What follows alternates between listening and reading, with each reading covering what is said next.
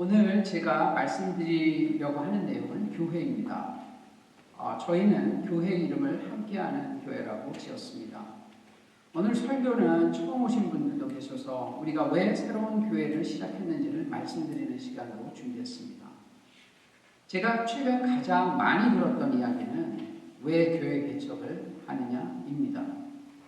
여기 오신 대부분의 사람들이 아시겠지만 저는 에모리 대학에서 교수를 하고 있습니다. 그런데 어떻게 여기까지 왔는지 궁금하실 수 있습니다. 사실 저도 어떻게 여기까지 왔는지 참 궁금합니다. 그래서 제가 스스로에게 한번 물어봤습니다. 너는 왜 교회를 개척하려고 하니? 물론 하나님이 그런 생각을 주셨기 때문입니다. 물론 여러분은 이런 시시한 대답을 원치는 않으실 겁니다. 그래서 제가 곰곰이 생각을 했습니다. 좀 더 실제적인 이유를 찾아보고 싶었습니다. 왜 이런 일이 제 인생에 벌어졌느냐? 저렇게 많은 교회가 있는데 그 이유를 고민하다 제게 몇 가지 생각이 떠올랐습니다. 그건 제 인생에 교회가 너무 중요하기 때문입니다. 그래서 하나님께서 제가 한번 해보라는 생각을 주신 것 같습니다. 참 신기합니다. 제게 교회는 도대체 왜 그렇게 중요한지요. 사실 교회 개척 이전에 제가 가장 많이 받았던 질문 중 하나가 왜 목사가 되려고 하느냐였습니다. 그리고 그 이전에 제가 또 많이 들었던 이야기는 왜 신학을 공부하느냐 하는 것이었습니다. 제가 신학을 공부 시작한 게 2011년입니다. 제가 거의 8년 반에 걸쳐서 MD부를 끝냈습니다. 그러니 시작한 때는 2011년이지만 그 이전부터 고민이 많이 하지 않았겠습니까? 당시 제가 공부를 시작했을 때도 주변 사람들이 좀 편하게 온라인으로 하는 학교라든지 좀 더 쉬운 곳을 택하지 왜 굳이 에모리 캔들러에서 하냐고 이야기했습니다. 당시 저는 목사가 되거나 교회를 개척하려는 생각이 없었습니다.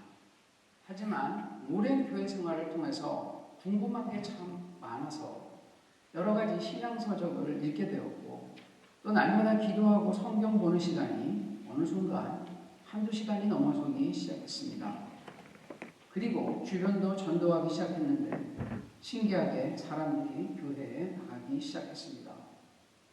물론 커다란 계기가 한 가지 있었습니다. 그것은 제가 처음으로 UMC 프로비저널 멤버가 될 때 제가 했던 설교입니다. 나중에 여러분에게 제가 간증으로도 한번 들려드릴 기회가 있으면 좋겠습니다. 어쨌든 이런 연속선상에서 제대로 신학을 좀 공부해보고자 하는 생각이 가장 간절했던 것입니다.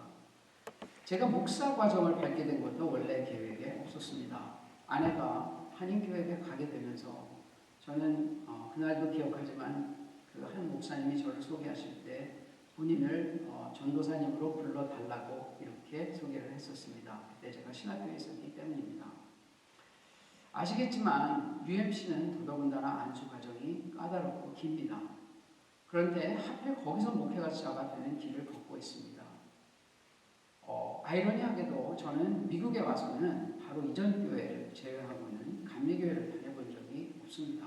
17년여 정도 장로교회도 다녀보고 침례교회도 다녀보고 미국 교회도 다녀봤습니다. 그래서 저는 여기까지 벌어진 일들이 아직도 잘 이해는 가지 않지만 하나님의 어떤 인도하심이라고 생각하고 있습니다. 저는 2000년에 미국에 왔습니다. 저는 모태신앙입니다. 제 아버지는 감리교 목사이고 대학 교수셨습니다. 제 모교회는 아버지가 담임 목사님을 도와 부목사로 개척을 도와드렸던 아현중앙교회입니다. 그런데 어렸을 때는 집 근처에 있던 청파교회를 다녔습니다.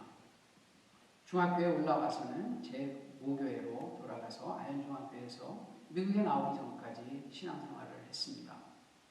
돌아보면 참 둘 다 기가 막히게 좋은 교회입니다. 그런데 문제는 교회가 아니라 제가 20대에 접어들면서 교회 생활을 성실히 하지 못했습니다. 세상에서 성공하는 것이 제 인생의 목표가 되었고 하나님이 2순위로 밀려났었습니다. 그러다가 30대 중반에 우여곡절 끝에 미국에 오게 되었습니다. 저는 한국에서 의대를 졸업하고 심장내과 전문의까지 된 다음에 대학에서 강사로 일하다가 30대 중반에 미국 보스턴에 포스닥으로 나오게 되었습니다. 이때가 여러 가지 제 인생에 복잡한 문제들도 많아서 가장 힘들고 어려운 시기였는데 이때 하나님이 깊이 저를 찾아오셨습니다. 이 이야기는 꽤 긴 소리인데 오늘은 줄여서 말씀드리겠습니다. 포스닥 2년차에 제 첫 연구가 마무리될 즈음에 제 교수님께서 어느 날 이 10월의 마지막 날 2001년 심장마비로 갑자기 돌아가셨습니다. 그 전날까지 학회 준비를 한다고 얼굴을 뵀던 분인데 밤사이에 학교에 가보니까 부고가 붙어 있었습니다. 저는 원래 미국에서 연구를 좀 더 배우고 그냥 돌아가려는 생각이지 미국에 살 생각이 없었습니다. 그런데 논문 하나도 내기 전에 이런 일을 당하고 나니 인생이 참 막막했습니다. 왜 더 그랬냐면 제가 나올 때 한국에서 교수님들하고 편하게 나온 게 아니라 교수님도 반대했고 주변 사람들이 다 반대했습니다. 아시다시피 전문의까지 따고 미국의 포스닥으로 나오는 경우는 의사 1000명에 1명도 안 됩니다. 더더군다나 이미 30대 중반이 지나는 나이기 때문에 많은 사람들이 그냥 미국에서 잠깐 있다가 1, 2년 있다가 돌아오라고 이야기했습니다.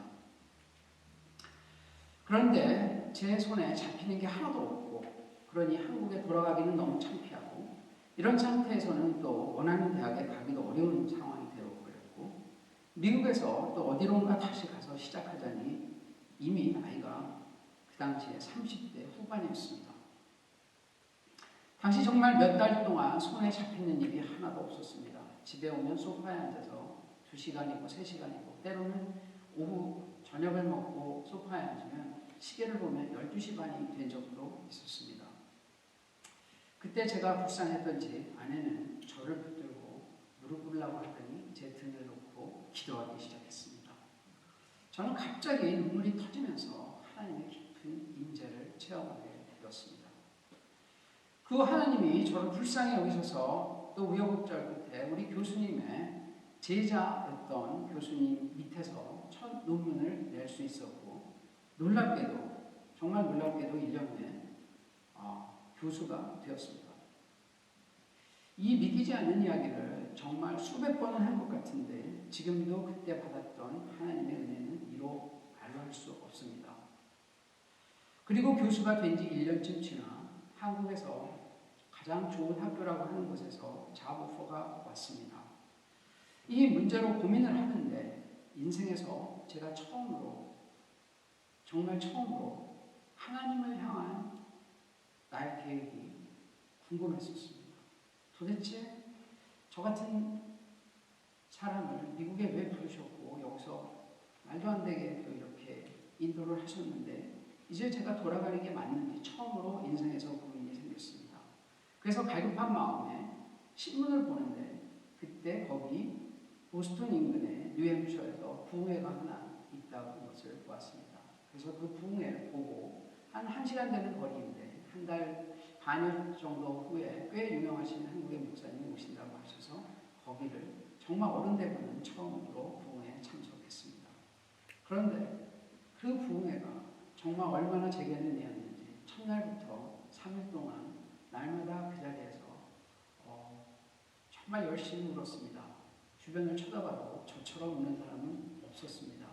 아마 하나님이 제가 불쌍하셔서 그때 그 목사님을 통하여 그 말씀을 주셨던 것 같습니다.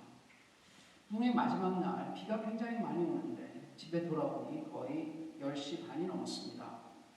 그래서 옷을 좀 챙기고 소파 옆에 앉았습니다. 무슨 힘인지 모르는데 그 무릎을 꿇게 하셨고 그때부터 기도하기 시작했습니다. 알 수 없는 힘에 이끌려서 저는 그 전까지 제가 농담으로 15분짜리 기도 환자라고 얘기하는데 성령의 은혜를 깊게 체험하지 못했기 때문에 긴 기도를 하지 못했습니다. 그런데 그날따라 무릎을 꿇고 앉았는데 방언은 아닌데 갑자기 입에서 기도가 줄줄줄줄 터지는 것이었습니다. 평상시에 아내가 식사기도도 잘 못한다고 저를 구박했는데 그날 1시간짜리 기도를 하였습니다. 제가 앉아있던 카펫이 다 눈물, 콧물, 온갖 분비물로 얼룩이 졌습니다. 그래서 그날이 저는 2004년 3월 31일에서 4월 1일로 넘어가는 날입니다. 제가 다시 태어난 날입니다. 그래서 제가 아내에게 그 다음날 물어봤습니다. 여보, 이게 성령 세례 체험이야? 제 아내는 젊은 시절에 암을 앓았기 때문에 하나님을 붙들 수밖에 없었고 이런 일을 통해서 하나님을 깊게 만난 적이 많이 있습니다. 아내의 대답은 간단했습니다. 그러네. 그날 그 사건은 제게는 오순절 사건이었고 예수님을 아마도 구경하러 다니던 사람에서 예수님을 따라다니는 사람으로 변화시킨 사건이었습니다. 무슨 힘에 이끌렸는지 모르지만 저는 당시 제 신앙생활이 밋밋했던 교회를 떠나 바로 다음 주에 새로 개척하던 한 교회로 옮기게 되었습니다. 그 사건 이후 제 인생이 다 바뀌었습니다. 당시 저는 텁스대 교수가 된 지 2년이 안 됐던 시기인데 하나님께서 덜컥 교수가 되게 한 것도 모자라서 제게 여러 가지 공복으로 하나님으로 이끄셨습니다. 그러나 실제 연구실에는 연간 한 6, 7만 불밖에 안 돼서 사람도 한 명을 고용하기 힘들었고 사람도 별로 없었고 어떤 방향으로 커리어를 개발해야 되는지 참 막막하였습니다. 덜컥 교수가 돼서 그랬습니다. 저는 늦게 미국에 왔고 모든 삶의 기반이 한국에 있는 사람이었기 때문에 교수가 되어서도 호시탐탐 이제 언제 한국에 갈까 그 생각만 있었습니다.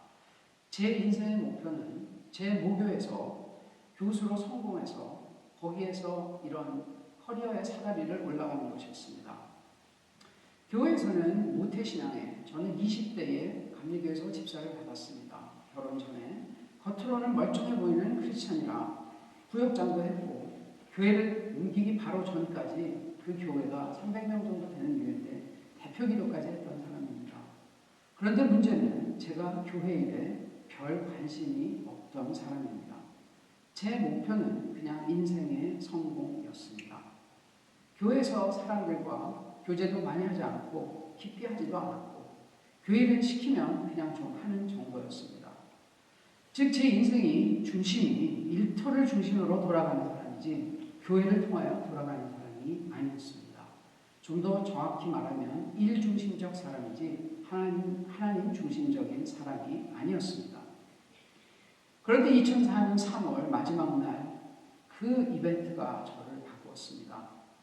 그 새로 간 교회가 온누리 교회인데 당시 시내 미국 교회를 빌려서 개척을 시작해서 정식 창립 예배를 하기 전이었습니다. 어른 성도가 한 30명 정도 되었을 때고 그때 한국과 미국의 지원으로 약 한 30분 가량 떨어진 교회에 히스패닉 교회를 사서 교인들이 매주 가서 그것을 두드려 부시고 고치고 하는 그런 일을 담당했습니다.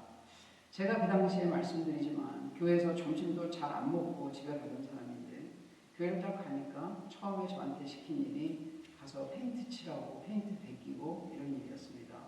주일에 시간이 아까워하는 사람이 예배가 끝나면 밥을 먹는 듯 마는 듯 하고 30분을 걸려서 운전을 하고 구회를 가면 2시인데 6시간에 도와주지 않는 겁니다. 정말 답답했습니다. 내가 이걸 하러 왔나. 어느 날은 하루 종일 페인트 베끼는 일만 3시간 한 적도 있습니다. 나무 뿌리를 뽑을 때는 6시간이라는 적도 있습니다. 그러던 와중에 이제 창립 예배를 해야 되니까 한국에서 지령이 내려왔습니다. 영어 예배를 하라고. 그런데 많은 사람들이 영어 예배를 인도할 사람이 없으니까 저에게 제가 영어도 조금 하고 노래도 조금 하고 하니까 거기다가 타이틀은 그럴싸하게 교수니까 영어 예배에 찬양 인도를 하라고 등을 떠밀었습니다. 아마 이때쯤 그 이전에 그 오순절 사건이 제게 없었다면 저는 그 일을 맡지 않고 그 교회를 도망쳐 버렸을 것입니다. 그런데 놀랍게 제가 2주를 고민하다가 정말 고민하다가 하겠다고 했습니다. 맞고 보니까 영어 회중이 5분이셨습니다. 목사님도 없어서 당시 미국 장로님이 와서 설교를 하셨습니다. 그래서 제가 할 수 없이 사람을 좀 끌어모아서 몇 명으로 찬양단을 발주했습니다. 지금으로 생각하면 참 어이가 없는 상황이었습니다. 저도 그 당시까지 찬양 인도를 단 한 번도 해본 적이 없고 무엇보다 저는 전통교회 출신입니다. 그래서 복음성가를 내게 강 같은 평화, 작은 불꽃 하나가 1975년 이전에 제가 초등학교 다니던 이후에 나온 복음성가를 단 하나도 아는 게 외우는 게 없었습니다. 그런데 이 와중에 영어로까지 찬양을 해야 하니 정말 죽을 맛이었습니다. 더 힘든 건 찬양 전에 뭐라고 멘트를 해야 하는데 제가 그런 걸 해본 적이 없으니 아내가 적어주면 영어로 번역해서 얘기하고 했습니다. 그리고 나서 마지막에 찬양 끝나면 기도를 읽어야 되는데 그 기도도 또 영어로 해야 되니까 할 수 없이 미리 다 적어야 했는데 적어도 읽는 것도 엄청난 스트레스입니다. 그런데 놀랍게도 이렇게 스트레스를 받으면서 찬양 준비를 해야 되니까 어떻게 해야 하냐면 하루에 몇 시간씩 찬양 연습을 해야 하는 겁니다. 찬양 연습을 알고 보면 하나님께 드리는 찬양입니다. 저는 어떤 때는 정말 일주일에 2번만 빼놓고 수, 목, 금, 토를 찬양 연습을 몇 시간씩 했습니다. 왜냐하면 영어 가사를 봐야 되고 때로는 영어 찬송가를 해야 되면 영어 찬송가를 4절을 다 해야 됩니다. 그러니 이게 정말 어마어마한 양의 연습이 필요했습니다. 그런데 놀랍게 몇 주, 몇 달 지나니까 하나님의 임재가 점점 더 강하게 제게 느껴졌습니다. 더 놀라운 것은 제가 찬양을 하기 시작하면 사람들이 찬양에 반응을 보였습니다.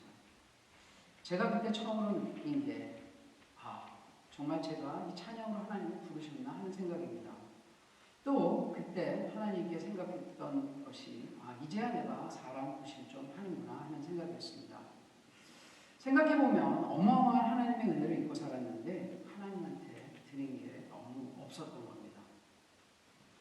우리가 했던 찬양을 조금 사람들이 좋아한다고 느꼈던 몇 개월이 지났던 참에 교회에서 제게 한우 예배 찬양 인도를 맡겼습니다. 그 당시에는 이제 200명이 넘는 성도들이 오기 시작했을 때입니다.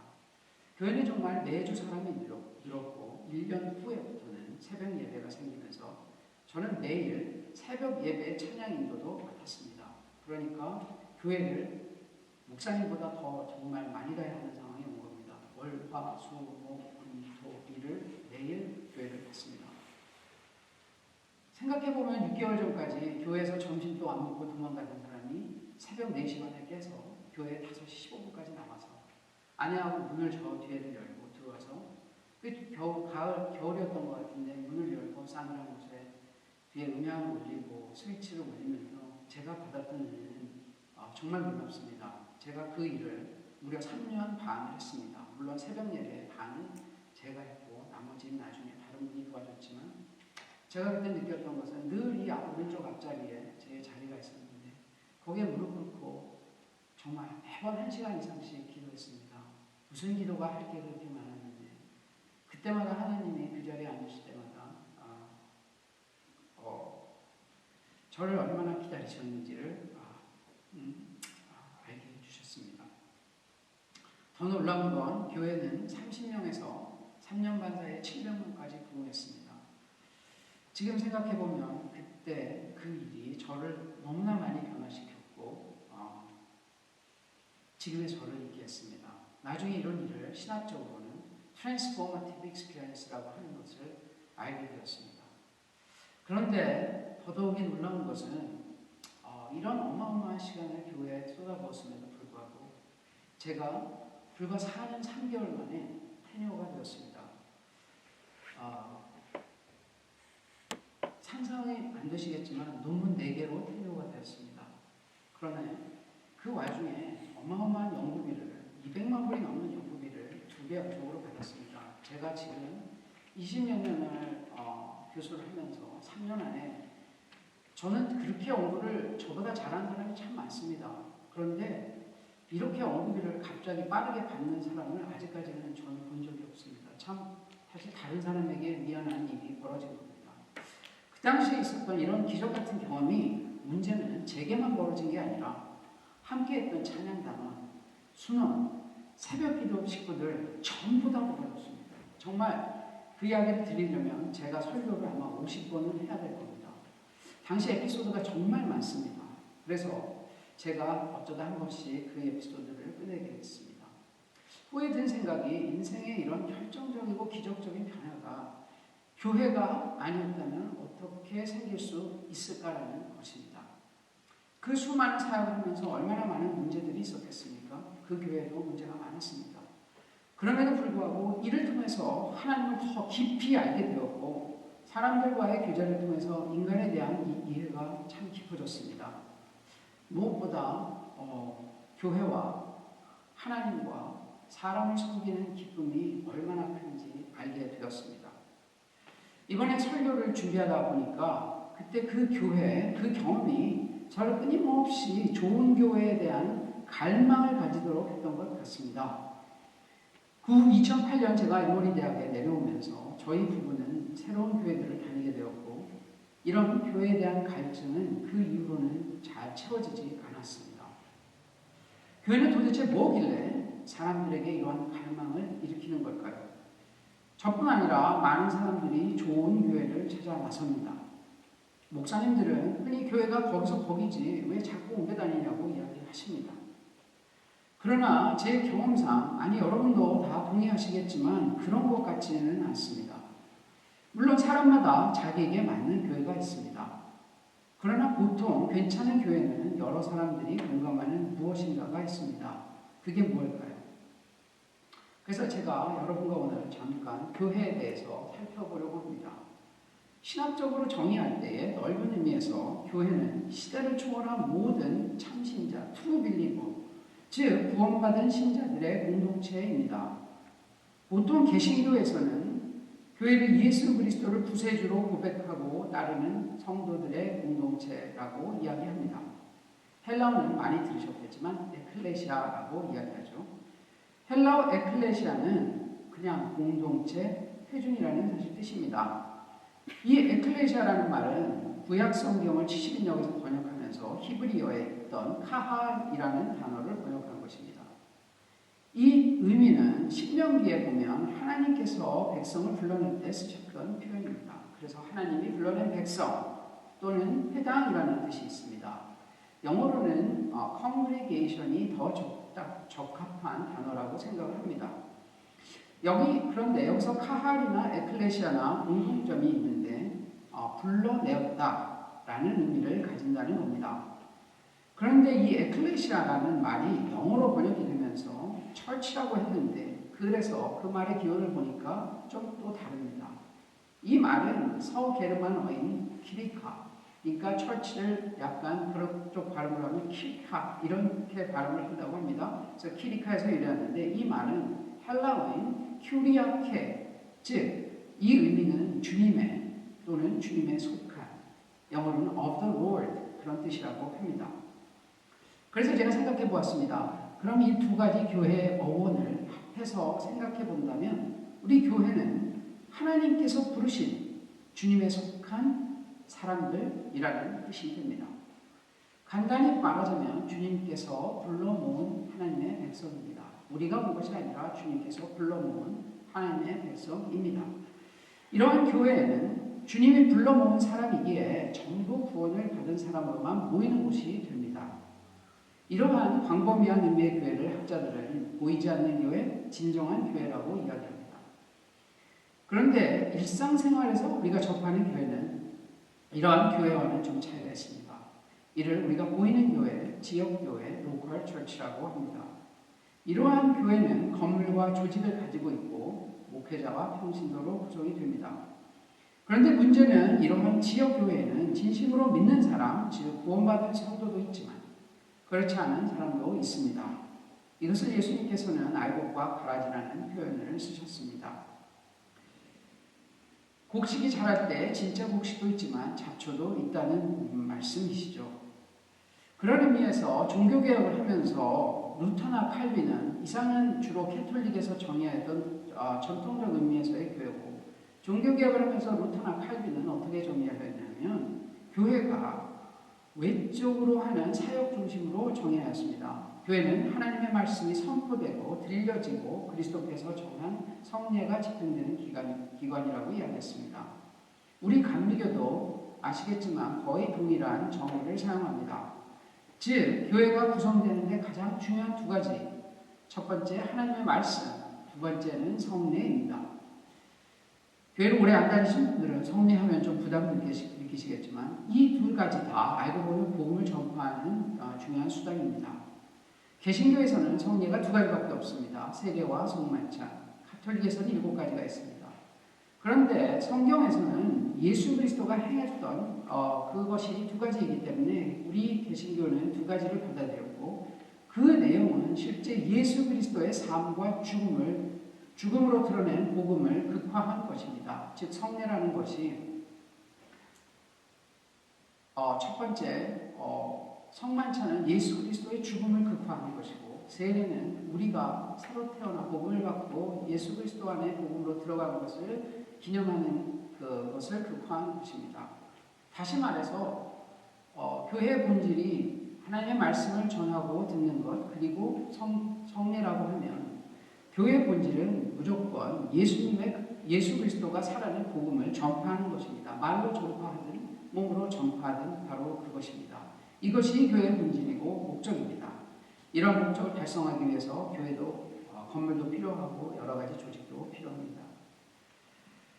그런데 이러한 목적을 달성하기 위한 구체적인 방법이 무엇일까요? 그래서 교회는 여러 가지 방법들을 만들어냈습니다. 이런 어떤 분들은 교회의 이중적 사역이라고 이야기하는데요. 첫 번째는 교회 내부를 향한 사역입니다. 우리가 보통 사역을 이야기할 때 교회 내부를 향하는 사역, 교회 외부를 향하는 사역. 교회 내부를 향하는 사역을 영어로는 미니스트리라고 합니다. 교회 외부를 향한 사역을 미션이라고 합니다. 그래서 여러분들 보시다 보면 미션 앤 미니스트리라는 표현을 미국 사람들은 자주 씁니다. 재미난 것이 카톨릭에서는 흔히 예배를 미사라고 하는데 이 미사는 사실 보낸다라고 하는 뜻입니다. 메신저라는 것과 의미를 같이 하죠. 즉 알고 보면 교회에서 내부에서 하는 사역과 외부로 나가는 사역, 가장 중요한 예배와 선교 전도는 궁극적으로 연결이 되어 있다는 뜻입니다. 우리가 이걸 좀 더 한번 자세히 보겠습니다. 첫 번째, 교회 내부를 향한 사역은 잘 아시겠지만 크게 둘로 나눠지는데 무엇보다 중요한 것이 하나님을 예배하는 것입니다. 두 번째로는 사람들과 교제하는 것입니다. 우리가 십자가를 생각하면서 수직적으로는 우리가 하나님을 찬양하며 친밀한 관계를 갖는 예배가 있습니다. 우리는 예배를 통하여 하나님을 찬양하지만 실제는 이것을 통하여 우리가 살아갈 힘도 받습니다. 그걸 통하여 우리가 믿음이 성장합니다. 영어로는 glorifying God and sanctifying people. 하나님을 영화롭게 하지만 동시에 우리가 그것을 통해서 성화되어 가는 것입니다. 인간도 유유상종이라는 말이 있듯이 우리가 하나님께 가까이 가면 하나님을 닮아갑니다. 이것이 바로 성경의 가장 큰 계명으로 있는 내 마음을 다하고 목숨을 다하고 뜻을 다하여 주님이신 너의 하나님을 사랑하라 라는 말씀을 따르는 것이기도 합니다. 그리고 수평적으로는 성도 간의 교제가 있습니다. 헬라어 코이노니아라고 하죠. 교회를 건성으로 다니는 사람들은 이 교제가 얼마나 중요한지 모릅니다. 서로 힘들 때 도와주고 위로하고 특히 기도해주고 또 미워도 하나님 때문에 용서하고 용납하고 부대끼며 살아가는 것, 이것을 통해 우리는 서로 성장하고 성숙하고 사람들은 이런 모습을 보면서 하나님을 알아가게 됩니다. 핍박받던 초대교회 때 이러한 교회 내의 사랑을 보고 많은 핍박자들이 전도되었다고 합니다. 이것은 또한 예수께서 첫째 버금가는 계명으로 주신 내 이웃을 네 자신과 같이 사랑하라라는 말을 실천하는 것이기도 합니다. 재미난 게 통계를 보면 성도가 200~300명 이하인 지역교회에서는 그 정착하는 이유 중에 가장 큰 것이 친한 사람이 생겨서라고 합니다. 이제 크게 둘째로 미션, 즉 교회 밖으로 향한 사역입니다. 이것은 전도나 선교, 구제를 다 포함하는 것입니다.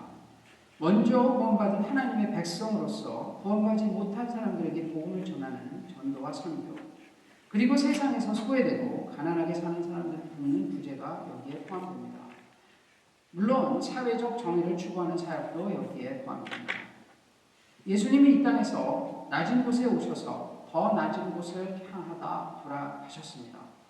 누가복음 4장 18절 19절에 보면 예수님은 자신의 사명에 대해서 분명히 이렇게 말씀하셨습니다. 주의 성령이 내게 임하셨으니 이는 가난한 자에게 복음을 전하게 하시려고 내게 기름을 부으시고 나를 보내사 포로된 자에게 자유를, 눈먼 자에게 다시 보게 함을 전파하며 눌린 자를 자유롭게 하고 주의 은혜의 해를 전파하게 하려 하심이라 하였더라. 여기까지 우리는 교회가 무엇인지 어떤 일을 해야 하는지 살펴보았습니다. 그런데 이런 미니스트리와 미션이 가능한 바탕은 무엇일까요? 바로 삼위일체이신 하나님이십니다. 특별히 우리가 말하는 지역교회는 예수 그리스도의 십자가에 돌아가심으로 인하여 그를 믿는 사람들에게 의해 탄생한 새로운 공동체입니다. 예수 그리스도를 통한 하나님과의 새로운 약속, 즉 신약에 근거한 공동체입니다. 잘 생각해보면 교회가 담당하는 이 미니스트리와 미션은 예수님께서 하셨던 바로 그 일입니다. 교회는 그분이 하셨던 일을 주님이 다시 오기 전까지 감당하는 곳입니다. 우리를 위해서 목숨을 내주시고 이제 하늘나라로 떠나셔서 교회의 머리가 되시면서 우리에게 당부한 일, 즉 내 양을 먹이라, 모든 민족으로 제자 삼으라 라는 유언을 감당하는 곳입니다. 그런데 우리의 능력으로 이 일이 감당이 안 되니 하늘에서 보내신 분이 성령입니다. 그래서 이 물리적인 교회는 삼위일체 하나님의 한 분인 성령이 중심이 되어 돌아가야 합니다. 사람이 아니라 성령이 중심이 되어 하나님의 일을 감당해야 합니다. 실제적으로 교회를 교회되게 만들고 이끌어 가시는 분이 성령이십니다. 우리가 하는 예배도 교제도 선교도 모두 성령님의 도움으로 가능한 것입니다. 이와 관련해서 사도 바울은 고린도전서 3장 16절에서 이렇게 이야기합니다. 너희는 너희가 하나님의 성전인 것과 하나님의 성령이 너희 안에 계시는 것을 알지 못하느냐. 사실 이것은 개인적인 성령을 의미할 때도 많이 쓰이지만 원어인 헬라어로 너희는 너희들이라는 복수입니다. 즉 성령이 너희들 안에 공동체에 계시다라는 뜻이라 이 말씀은 공동체를 향한 성령님의 축복을 의미합니다. 즉 교회라는 것이죠. 성령은 개인 안에서 역사하지만 특별히 공동체에서 더 강하게 역사합니다. 우리가 성경을 보면 특히 신약의 오순절, 성령 강림의 사건도 제자들이 마가의 다락방에서 함께 기도할 때 공동체에 먼저 주신 선물입니다. 바로 그날이 교회의 탄생일이기도 합니다. 여기까지 우리는 교회의 기초가 무엇이고 교회는 무엇이고 어떤 일을 감당해야 되는지 알아봤습니다. 그래서 제가 처음에 했던 질문, 그럼 좋은 교회는 무엇인가요? 제가 20대 때까지 들었던 수많은 설교는 신앙은 개인이 하나님과 관계를 잘 맺고 열심히 선하게 살려고 노력하고 복받는 것이다 라는 말이었습니다. 틀린 이야기는 아닙니다. 그러나 반쯤만 맞습니다. 그래서 저는 제게 주어진 학생 또는 직업인으로서 열심히 살면서 교회는 어느 정도 다니면서 자신의 신앙을 유지하는 정도만 되면 잘 살고 복받을 거라 생각했습니다. 많은 분들이 자녀를 키울 때 이렇게 얘기합니다. 너가 그렇게 열심히 살면, 성공하면 하나님께 영광을 돌릴 것이다. 제가 학생을 만나서 가장 많이 하는 말이 바로 그 말이 틀렸다는 겁니다. 하나님과의 스토리가 없는 사람은 하나님이 쓰시지 않습니다. 공부 열심히 하면서 교회 잠깐 다니는 사람을 쓰시는 것이 아니라 나의 생각과 나의 행동의 근거가 예수 그리스도 성령님께 향해서 그분과의 이런저런 스토리를 만들어 나간 그 사람을 하나님이 쓰십니다. 그 사람을 쓰실 때에 그 사람이 세상에서 하나님의 영광을 드러내게 됩니다. 그래서 저는 항상 이야기하는 것이 교회에 대한 헌신 없이 신앙은 제대로 성장하지 못합니다. 왜냐하면 예수님께서 떠나가시면서 우리에게 준 것은 두 가지입니다. 첫째는 성령, 둘째는 교회입니다. 나머지는 다 인간이 만든 겁니다. 저는 이것을 30대 중반에서 후반에 정말 절절히 체험했습니다. 물론 하나님과 인간과의 1대1한 퍼스널한 관계를 통해서도 신앙이 성장합니다. 그러나 절대적인 양이 부족합니다.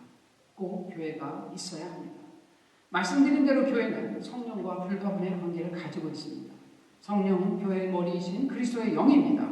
성령은 개개인에도 임재하지만 여럿이 있을 때 함께 임재합니다. 우리 감리교회 창시자 웨슬리도 가슴이 뜨거워지는 성령 세례를 체험한 곳이 혼자 있을 때가 아니라 올더스 게이트의 한 집회였습니다. 우린 종종 공동체 예배에서 가슴이 터질 듯한 성령의 감동을 느끼지 않습니까? 그리고 이것이 일회적인 것이 아니라 지속적으로 반복되면서 우리가 하나님을 더 깊게 알 수 있도록 인도하시지 않습니까? 저는 그래서 좋은 교회는 사람들이 특별히 예배를 통해서 성령의 역사를 영혼 깊숙이 반복적으로 체험할 수 있도록 도와주는 곳이라고 생각합니다. 그리고 또 하나, 믿음의 성장과 성숙, 즉 성화는 좋은 교회에 있을수록 더 잘 일어남을 보았습니다. 어떤 교회는 그냥 예배 왔다가 헤어지고 서로 잘 모릅니다.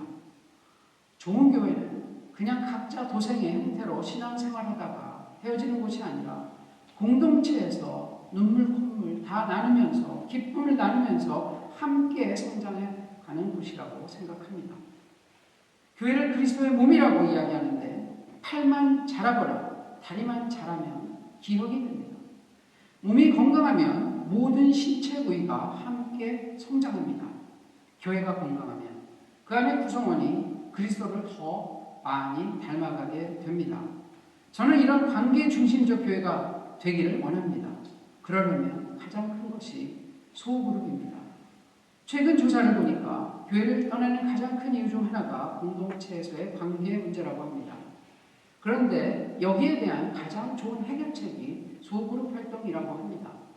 소그룹에서 교제하다 보면 서로가 서로를 이해하게 되고 벽을 허물게 됩니다. 그래서 최근 피우 조사에 보면 지속적으로 부흥하는 교회는 모두 소그룹 활동이 많은 교회라고 합니다.